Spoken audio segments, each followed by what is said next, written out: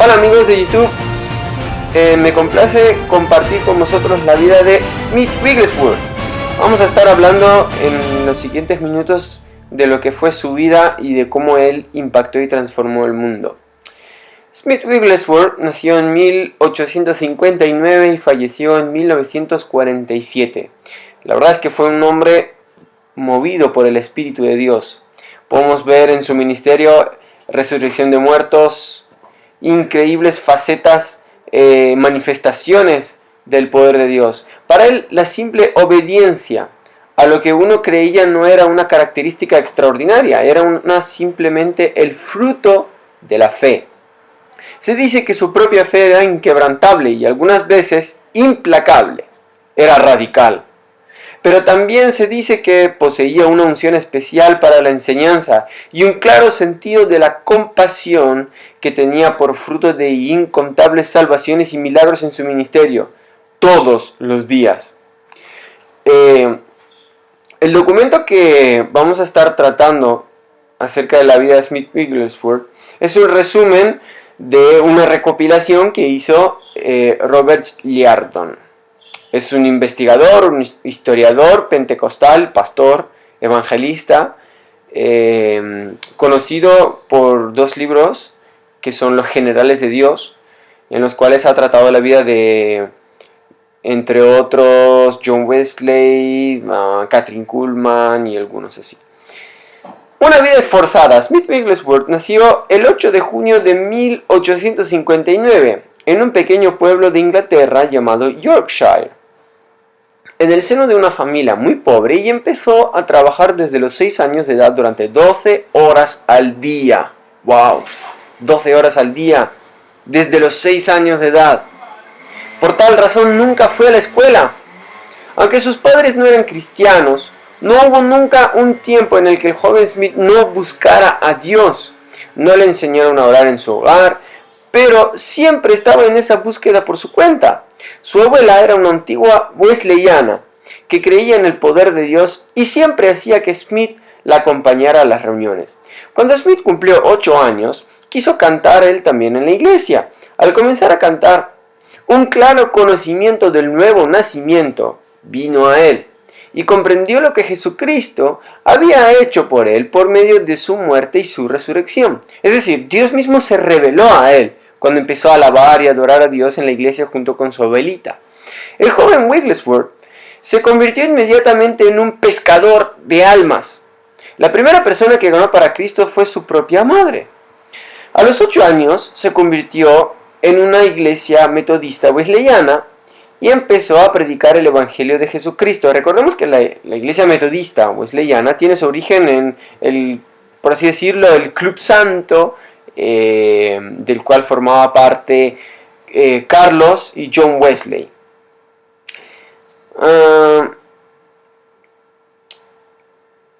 A los 8 años se convirtió en una iglesia wesleyana y empezó a predicar el Evangelio de Jesucristo. La primera persona fue su mamá, y a los 10 años se fue a la iglesia anglicana y allí fue confirmado. O sea, fue de la metodista a la iglesia anglicana. Desde los 13 años, Smith participó activamente en la iglesia metodista wesleyana. Su vida espiritual cobró nuevo significado y comenzó a anhelar el Espíritu de Dios. Tiempo después, los metodistas planeaban una reunión especial de predicación y 7 jovencitos fueron invitados a participar, incluido nuestro amigo Smith.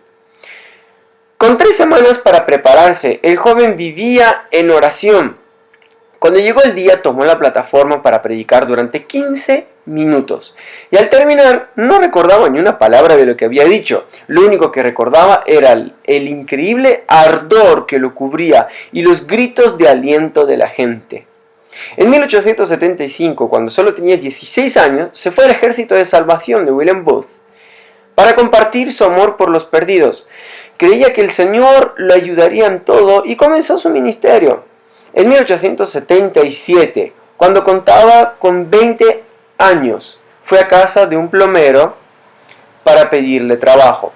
El hombre le dijo que no necesitaba ayudantes, así que Smith le agradeció, se disculpó por haber usado su tiempo y se volvió para irse. Pero repentinamente el hombre lo llamó y le dijo: «Hay algo en ti que es diferente. creo que no puedo dejar que te vayas. Entonces lo contrató.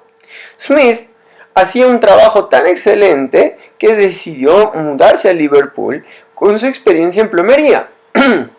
Con el poder de Dios que descansaba firmemente sobre él, comenzó a ministrar a los niños de la ciudad y a predicarles el evangelio movido por su deseo de ayudarlos, dándoles de comer sobre todo a los niños pobres de los muelles, con su propio sueldo. Luego se fue a Bradford, en donde se estableció permanentemente y desarrolló un negocio de plomería. Allí conoció a la joven que había de ser su esposa y se casó con ella.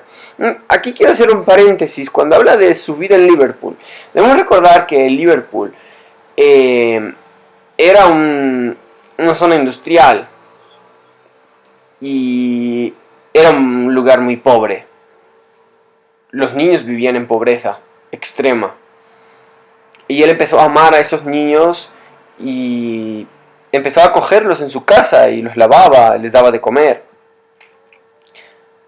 Uno de los grandes atributos de la vida de Smith Wigglesworth fue su esposa Mary Jane Polly.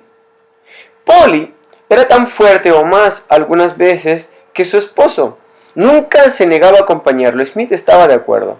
Dios comenzó a usarla para salvar a los perdidos a tal punto que los ministros metodistas la llamaban a evangelizar en sus iglesias y cientos de personas se convirtieron con su ministerio. El poder de Dios descansaba poderosamente sobre ella. Empujado hacia el púlpito, Polly, su esposa, fue una gran bendición para su vida. Fue ella quien le enseñó a leer y escribir. Claro, si trabajó desde los 6 años, él no sabía escribir. También fue ella quien con su dulzura ayudó a moldear el temperamento fuerte de su marido. Y un niño que desde los 6 años trabaja 12 horas al día, se habrá hecho con piel de cocodrilo. Ella predicaba el evangelio en campañas de salvación y en él ayudaba. Él, Smith, era ujier. Saludaba a las personas en la puerta, repartía himnarios y hablaba con los recién convertidos en el altar. A finales del siglo XIX, Smith viajó a Leeds para comprar materiales para su trabajo de plomería. Mientras estaba allí, asistió a un culto en una iglesia donde se ministraba sanidad divina. Observó las maravillosas sanidades que se producían y su corazón se conmovió. Los días martes, los esposos Wigglesworth acostumbraban ir a la ciudad de Leeds, en donde se desarrollaba una reunión semanal de oración por los enfermos. Allí fue sanada su esposa. Entonces comenzó a buscar a los enfermos en su ciudad, Bradford, y pagaba sus viajes para ir a las reuniones de sanidad de Leeds. Como comprendían que Smith necesitaba un empujoncito para comenzar su ministerio público, los líderes de hogar de sanidad de Leeds tomaron una decisión. Un día los líderes de su iglesia decidieron viajar en una convención cristiana y le pidieron que los reemplazara en el púlpito mientras ellos iban a la convención cristiana de Keswick. Y le pidieron a Wigglesworth que dirigiera los servicios de la iglesia de Bradford, mientras ellos regresaban encargándolo a él. Y él aceptó, con renuencia y duda. Pero los ministros le aseguraron que él podía hacerlo.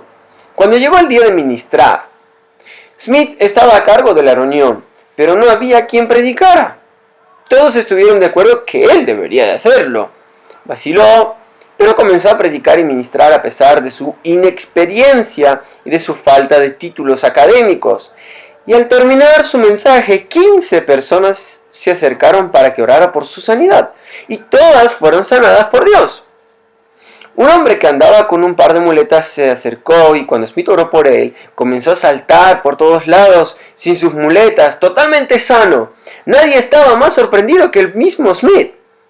Muy sorprendido, Wigglesworth concluyó que Dios lo había hecho por misericordia con los enfermos y principalmente con él.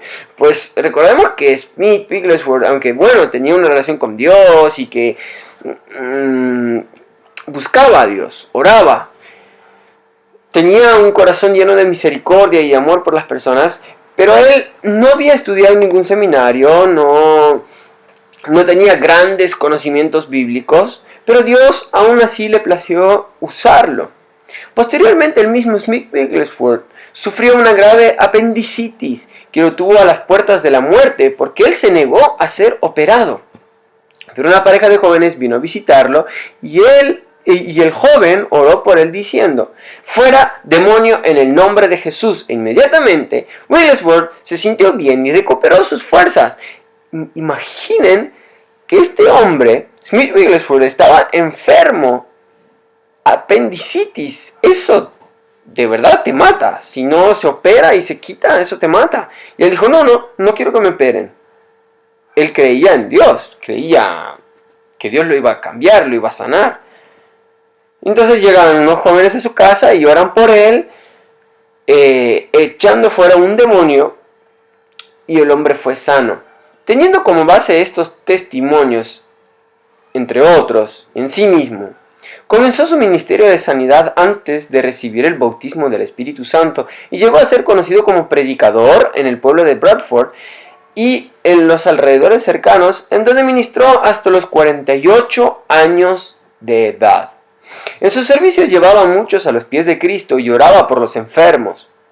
Algunas personas criticaban su falta de educación formal, pero él no se dejaba llevar a discusiones teológicas, sino que decía: «No soy erudito, soy hombre de un solo libro, la Biblia». Esa frase me recuerda a John Wesley. John Wesley escribió tropecientos miles de libros y de sermones, y él decía: «Yo soy hombre de un solo libro, la Biblia». En 1907, a la edad de 48 años, llegó otro punto crucial en la vida de Smith Wigglesworth. Había oído que un grupo de personas de Sunderland habían sido bautizadas en el Espíritu Santo y que hablaban en otras lenguas. Entonces decidió ver este fenómeno por sí mismo. Smith buscaba a Dios con todo su corazón para experimentar este bautismo en el Espíritu Santo y fue a un centro de reuniones cercano del Ejército de Salvación para orar. 3 veces el poder de Dios lo abatió al suelo. Smith estaba decidido a conocer a Dios en esa área. Durante 4 días estuvo delante del Señor mientras esperaba hablar en otras lenguas, sin resultado. ¡Wow! ¿Se imaginan? 4 días, durante 4 días le pedía al Señor que le diera el hablar en otras lenguas y no lo recibía. Y a veces pasa que le pedimos eso mismo a Dios. ¡Ay, pues no me lo dio! Eso es que Dios no quiere que yo hable en lenguas. ¡Ay, es que oré por un enfermo y no se sanó! ¿Será que Dios no me quiere usar para esto? Y él estuvo 4 días pidiéndole a Dios. Y aún así dice sin resultado. Finalmente, desalentado en su espíritu, sintió que era hora de regresar a Bradford. Pero antes de partir, se dirigió a la casa pastoral para despedirse de la esposa del vicario, la señora Bobby. Le dijo que tenía que regresar a su casa y que aún no había logrado hablar en lenguas. Ella le respondió: «No es el hablar en lenguas lo que usted necesita, sino el bautismo». Ella lo corrigió. Dijo: primero es una cosa, luego lo otro es consecuencia. Smith le pidió que le impusiera las manos antes de partir. Ella oró una oración sencilla, pero llena de poder, y luego salió del cuarto. Fue entonces que cayó el fuego, bañando en el poder y la gloria del Señor a Smith. Y él vio una visión de la cruz, vacía, con Jesús exaltado a la diestra del Padre, lleno de adoración y alabanza. Abrió su boca y comenzó a hablar en otras lenguas. Comprendió finalmente que aunque antes había recibido la unción, ahora era bautizado en el Espíritu Santo como en el día de Pentecostés. Cuando recibió ese bautismo del Espíritu Santo, se convirtió en un evangelista único. Su temperamento y su forma de vivir cambiaron radicalmente. Smith Wigglesworth fue llamado por Dios al ministerio evangelístico para ir a las naciones de la tierra, y a partir de entonces trabajó siempre con total independencia respecto de las denominaciones, pero con mucha cercanía y amor con los pastores e iglesias que le abrieron las puertas. Dios lo llevó a ministrar en grandes reuniones de sanidad y milagros, en las que impartía fe a las multitudes, predicaba el mensaje de la salvación, oraba por los enfermos y desafiaba a los creyentes a recibir el bautismo del Espíritu Santo. En la puerta de su sede de Bowland Street había un aviso que decía: «Yo soy tu Dios, que te sana. Esto causaba un gran impacto en las personas que lo leían. Tuvo que padecer durante varios años de su ministerio dolorosos cálculos renales que le producían constantes hemorragias. Sin embargo, se rehusó a ser operado y esperó con fe inquebrantablemente en la sanidad divina, hasta que finalmente, en un servicio de milagros, él mismo fue sanado y expulsó 20 cálculos. Llegó a ser conocido como el apóstol de la fe. Su ministerio se caracterizaba por grandes milagros y señales extraordinarias. Incluso hay registradas cerca de 20 resurrecciones en su ministerio. ¡Wow! 20 resurrecciones en su ministerio. Y miren que eso empezó a pasar a partir de sus 48 años de edad. A partir de que él fue lleno y bautizado. Es como que él fue sumergido en el Espíritu de Dios. Muchas personas se sorprendían por sus métodos, que algunas veces parecían rudos, pero que traían bendición a las personas. Recientemente conocí un evangelista, él es de Bulgaria, y estuvo en un lugar, hubieron milagros, muchas personas conocieron a Jesús, se entregaron su corazón a él. Pero cuando él se fue, luego yo me quedé escuchando, no es que me quedé escuchando, sino que eso fue en la ciudad en la que vivo, la gente de esa iglesia, que no era mi iglesia, la gente de esa iglesia empezaron a hablar mal de él. O sea, se olvidaron de los milagros que Dios hizo y de las personas que Dios salvó, pero se acordaron de esto, de que dice que él era rudo. Este evangelista, cada uno Dios lo usa de una manera. Entonces esta gente se quedó con que era rudo. Él decía, no se puede tratar suavemente al diablo. Y también decía, Dios es tan grande, siempre tiene algo nuevo. En los libros que se han escrito acerca de él encontramos las más formas de orar y de ministrar más diversas y fuera de lo común, seguidas de sorprendentes sanidades y milagros extraordinarios. No sé, cuando uno lee en la Biblia una historia como la que había no me acuerdo si era agua o era una comida, algo cocinado, que estaba envenenado, sabía mal, y el profeta le echó harina, y ya era comestible, era potable. Por echar harina, bueno, pero eso produjo un milagro. Quizás cuando tocan a una persona en la cabeza, ¡ay! Lo están maltratando. Bueno, pero eso es un punto de contacto con la fe de la persona, con la fe del que ministra y con el Espíritu de Dios. Entonces, puede parecerte rudo o no. Lo que importa es que Dios esté en eso. ¿Y cuál es el resultado? Porque a mí me hace mucha gracia que esa gente que se quedaron hablando mal de este evangelista no producen ni la mitad de lo que él produce. Pero bueno. El apóstol de la fe. Smith Wigglesworth tenía una presencia imponente que irradiaba autoridad. Era cortés y amable, pero austero. Estaba lleno de la compasión, el amor y la fe de Dios y desafiaba a sus oyentes a tener hambre y sed de la presencia de Dios. Decía que nada en el mundo puede fascinarnos tanto como estar cerca de Dios. ¡Wow! Solamente con llegar a un lugar causaba impacto a su alrededor, porque se sentía la presencia del Espíritu Santo en él. No aceptaba lisonjas, porque para él era claro que la gloria solo era para el Señor Jesús. Y era implacable con los vanidosos que se atrevían a decir que eran siervos de Dios. Smith Wigglesworth encarnaba la fe y el amor. Tenía un perfecto equilibrio entre la profunda espiritualidad de un siervo ungido y la absoluta practicidad de un hombre sabio. Un ejemplo de su amor pastoral se deja ver en su costumbre de usar saco y zapatos delgados cuando predicaba al aire libre. Así se daba cuenta cuando las personas más pobres empezaran a sentir frío. y sabía que era hora de acabar la reunión. ¡Wow! O sea, quiere decir que cuando predicaba en el exterior se ponía un traje, pero no se ponía el traje, si era invierno no se ponía un traje muy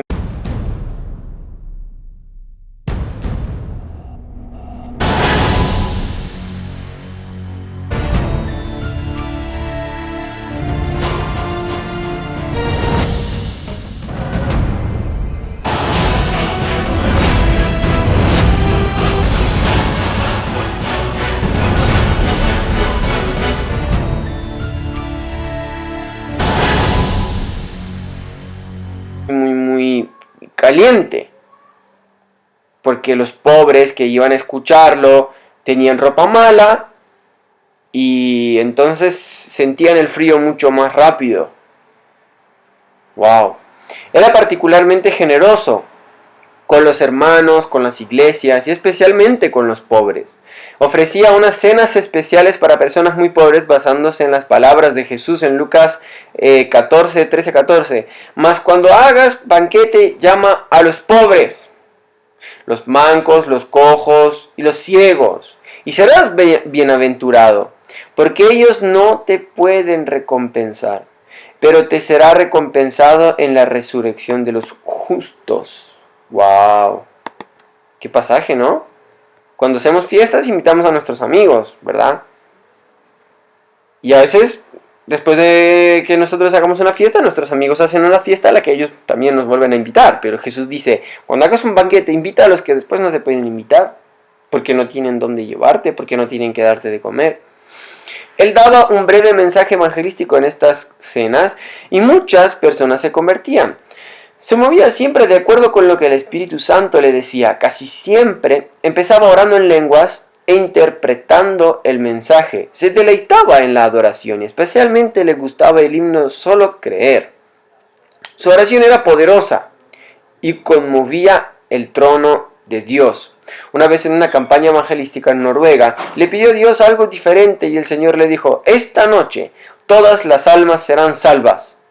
Y fue tal la unción que se derramó sobre el auditorio que el hermano Wigglesworth lo describió como la experiencia más increíble que había tenido hasta ese entonces. Uno de los dolores más grandes en la vida de Smith estaba a punto de ocurrir. Mientras esperaba en la estación del tren para ir hacia Escocia, recibió una noticia devastadora. Polly se había desplomado a causa de un ataque cardíaco mientras regresaba de la obra misionera de la calle Bowland. Smith corrió a su lado y descubrió que su espíritu ya había partido para estar con el Señor. No dispuesto a aceptarlo, inmediatamente reprendió a la muerte y su espíritu regresó, pero solo por un breve tiempo. Entonces el Señor le dijo, yo deseo llevarla a casa conmigo ahora. Así que con el corazón destrozado, Smith dejó en libertad a su compañera, aquella a la que había amado tantos años, para que fuera con el Señor. Su amada esposa Polly falleció en 1913, pero antes tuvo que convencerlo que Dios la estaba llamando, porque él no cesaba de orar para que no muriera. Solo hasta que Dios le habló, Wigglesworth la dejó partir, pero la extrañó por siempre. Desde que ella murió, su hija Alice lo acompañaba en los viajes porque su único hijo varón falleció tempranamente en 1915. Polly Wigglesworth sirvió al Señor hasta el último minuto de su vida, el 1 de enero de 1913. Algunos dicen que después de su muerte Smith pidió una doble porción del Espíritu. A partir de ese momento su ministerio tuvo aún más poder. Pero, ¿cuál es el secreto de la vida de este hombre? Smith comenzó inmediatamente a ministrar por todo el país. Viajaba con su hija y su yerno. Tenía una increíble revelación en el tema de la fe y su enseñanza al respecto atraía a las masas. Wigglesworth no se quedaba con la esperanza de que la oración diera resultado. Su revelación sobre la fe era concreta y ablandaba aún los más duros corazones para llevarlos al amor de Jesucristo. Para 1921, el ministerio de Wigglesworth florecía. Su hogar estaba inundado de invitaciones para ministrar en otros países. Se embarcó en el más largo viaje de toda su vida, aunque era muy popular en Europa central, Europa continental, sí. Y en los Estados Unidos nadie pareció notar su llegada a Colombo, Ceilán, Sri Lanka.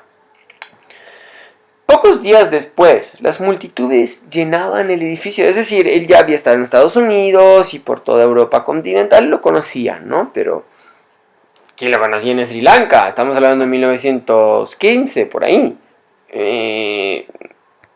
No era conocido. Bueno, perdón, 1921. Ahí no había redes sociales ni cosas de esas, entonces no había manera.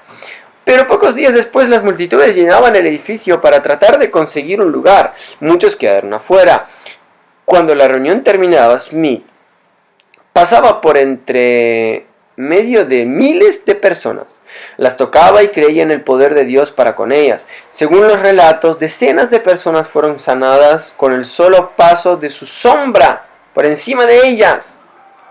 En 1922 viajó a Nueva Zelanda y Australia. Algunos creen que las reuniones de Smith fueron el punto de partida de las iglesias pentecostales en estos dos países. Aunque solo pasó unos meses allí, miles de personas fueron salvas, sanadas y llenas del Espíritu Santo, con la evidencia de hablar en lenguas. Australia y Nueva Zelanda experimentaron así el mayor avivamiento espiritual que jamás hubieran conocido. Pero este hombre de Dios tuvo que pagar un precio por esto.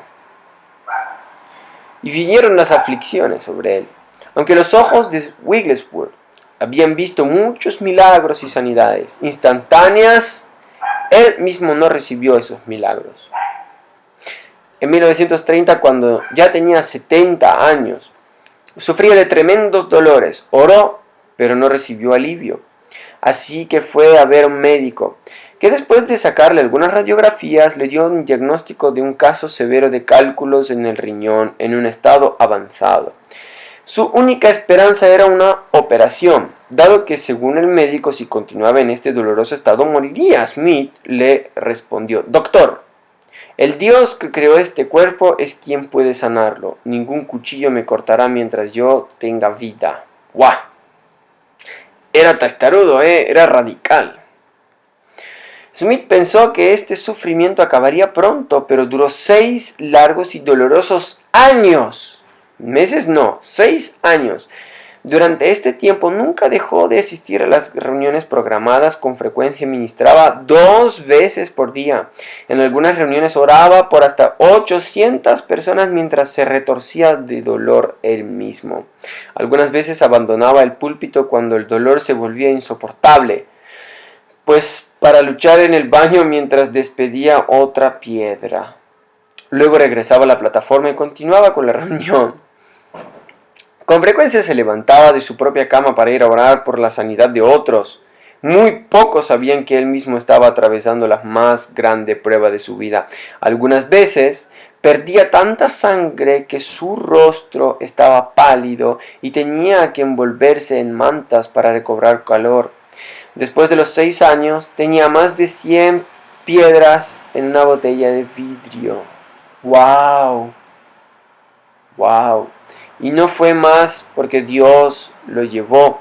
2 años después de la iniciada batalla. Que ya les digo que esto es un resumen y a veces está un poco mal. 2 años después de iniciada esta batalla contra los cálculos en los riñones, Smith no se daba por vencido. En cambio, en 1932 pidió a Dios 15 años más para servirle. Dios le otorgó lo que había pedido y durante esos años visitó gran parte de Europa, Sudáfrica y Estados Unidos. Su más grande gozo era ver la palabra confirmada con señales y prodigios a través de la fe de la gente. Su principal meta era que las personas vieran a Cristo, no a Smith Wigglesworth. El 12 de marzo de 1947 inclinó la cabeza. Sin pronunciar palabra ni experimentar dolor alguno, fue a estar con el Señor. Y vamos a hablar un poquito sobre el legado. Un hombre de Dios de estas características, dejó un legado. En 1939 estalló la Segunda Guerra Mundial. Y el gobierno inglés le pidió a todos los extranjeros que abandonaran Gran Bretaña por su propia protección. Por esta causa, el Dr. Lester Sumrall se fue a despedir de Smith Wigglesworth. En esa ocasión, sabiendo que la despedida podía ser para siempre, Wigglesworth oró con gran pesar y en ese momento tuvo una visión gloriosa del Dr. Sumrall. Relata de la siguiente manera en su libro Pioneros de la Fe. Vamos a leer lo que él cuenta. Veo el más grande avivamiento en la historia de la humanidad, que viene al mundo como nunca antes se vio. Y veo a los muertos levantarse. Veo toda clase de enfermedades que son sanadas. Veo hospitales enteros vacíos. Me dijo que iban a ser incontables y numerosísimas multitudes siendo salvas. Ninguna persona va a poder decir son tantos los que se convierten, porque nadie va a poder contar, o sea, nadie va a poder afirmar la cantidad de personas, porque no van a saber, no las van a poder contar. Ninguna enfermedad va a poder hacer frente al pueblo de Dios. Amén, yo creo eso. Este será un avivamiento mundial, no local, me dijo. Una explosión del poder de Dios y de la unción de Dios sobre toda la humanidad. Es decir, un derramar de la gloria de Dios. Entonces abrió sus ojos y mirándome dijo, yo no lo veré, pero tú sí lo verás. El Señor dice que yo debo ir a recibir mi recompensa, pero tú verás la poderosa obra que Él hará sobre la tierra en los últimos días. Y así Smith Wigglesworth falleció el 12 de marzo de 1947 a la edad de 87 años, sin sufrir enfermedad alguna, a pesar de su avanzada edad y su fuerte trabajo. El fruto de su vida y su ministerio aún nos desafía, pero su mayor legado fue el ejemplo de su fe en el Dios de los imposibles, su amor por las almas y la insaciable búsqueda y comunión con el Espíritu Santo. ¡Wow! ¡Qué impresionante! En nosotros aún resuenan sus palabras de exhortación para que nos entreguemos a una genuina adoración a Dios. Él decía, algunas personas se quedan satisfechas con algo bueno, otras quieren algo mejor. Para mí lo único suficiente es lo mejor de todo, mejorado. Quiero llevarlos a un lugar de insatisfacción, un lugar donde ya nunca volverán a estar satisfechos, solo satisfechos con una satisfacción que no puede ser satisfecha. ¡Wow! Y eso no es otra cosa que el hambre y la pasión por Dios. ¿Acaso el poder de Dios en el que anduvo Smith Wigglesworth ha dejado la tierra? ¿Se fue con él cuando murió?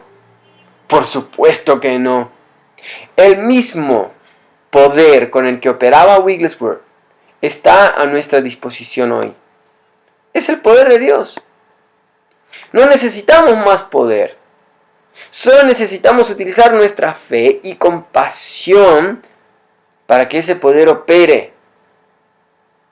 Wigglesworth operó con la fe más osada que yo jamás haya visto desde el libro de los Hechos. Pero esa fe era encendida por la compasión. Smith le tomó la palabra a Dios y se dejó mover por su compasión hacia las personas. Esa combinación produce milagros. Fe y compasión producen milagros. El desafío ahora ha pasado a nuestra generación. Dios ha convocado a hombres y mujeres para que invadan ciudades y naciones con el poder del cielo. ¿Responderás al llamado de Dios? ¿Te atreverás a solo creer? Despierta el don que hay en ti e invade tu hogar, tu comunidad y tu nación con el poder de Dios. Que la voluntad del cielo se haga en la tierra a través de ti. Esas son palabras de Robert Liardon. ¡Wow! Qué mensaje tan impresionante. Señor, te damos gracias por lo que nos enseñas a través de la vida de Smith Wigglesworth. Señor, gracias por mostrarnos que tú puedes usar a cualquier persona, Señor.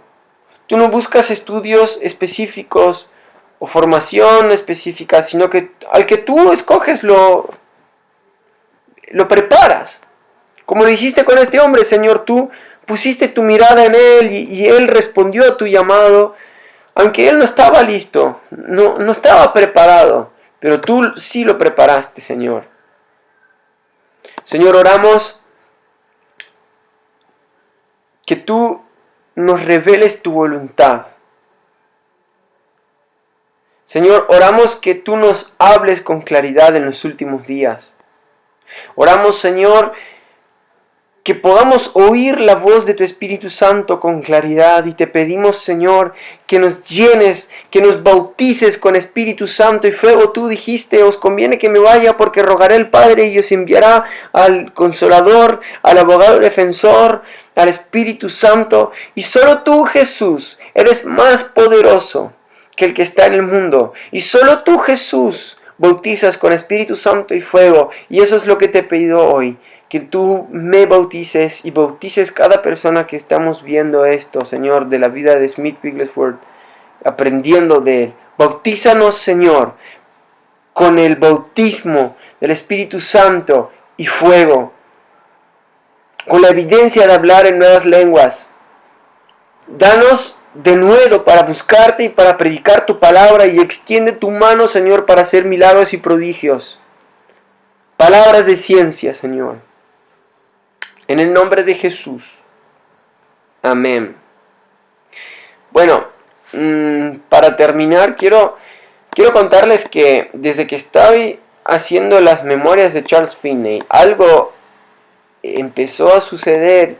Empecé a hacer lo que él hacía. Él iba a buscar a Dios en la montaña, y yo dije, pero ¿qué tiene él ir a buscar a Dios en la montaña? Y decidí un día probarlo, el día que leí el capítulo 3, y fui. Y la verdad que desde ese día todas las semanas estoy yendo a la montaña a buscar a Dios. Y el otro día estaba pensando que Moisés, cuando se iba a encontrar con Dios, él tenía que escalar la montaña. Y a veces nosotros queremos cerrar los ojos y decir Señor, y sentir su presencia. A veces Dios nos regala eso y lo hace, pero recordemos que estamos presentándonos ante el Rey de Reyes, Señor de Señores, el Dios Todopoderoso. A veces es verdad que hay un protocolo para ir delante de Dios. A veces, sí, bueno, orar es hablar con Dios, pero cuando tú hablas con un rey, hay un protocolo. Dios nos dice que lo tenemos que buscar siempre, pero Él nos dice cómo. Él nos dice que lo debemos de buscar de todo corazón. Y la verdad que, pensando sobre esto, a veces es muy complicado buscar a Dios de todo corazón cuando estás rodeado de tu rutina diaria, cuando estás rodeado de muchas distracciones, el ruido de la calle, la tele, y cuando estás en tu casa siempre estás pensando en lo que tienes que hacer, hay que limpiar esto, hay que cocinar. Y es muy importante que como cristianos nos apartemos para eso, apartarse. Y eso hay que hacerlo todas las semanas, todos los días. Así que ahí está el desafío. Y si tú coges y haces esto, Dios te va a hablar y te va a sorprender como lo está haciendo conmigo. Cada vez que yo voy a la montaña, me encuentro con Dios. A solas. Eso va a cambiar tu vida de oración. Así que tomemos el llamado que nos hacía Robert Liardon. Tomemos el llamado de impactar las ciudades en las que vivimos con el poder de Dios, porque la verdad, nosotros no podemos competir con el mundo. No podemos. No podemos competir en diversión. La iglesia no puede competir con el mundo en diversión. No le podemos ofrecer nada más que no sea la presencia de Dios. Ni siquiera sabiduría, porque ellos siempre van a saber más. Lo único que podemos competir con el mundo es con la presencia de Dios. Así que invadamos nuestras vidas, nuestros hogares y todo nuestro ser y nuestras calles y cada lugar en el que estemos. Invadámoslo con la presencia de Dios y que simplemente ocurra lo que pasa en el cielo, en la tierra.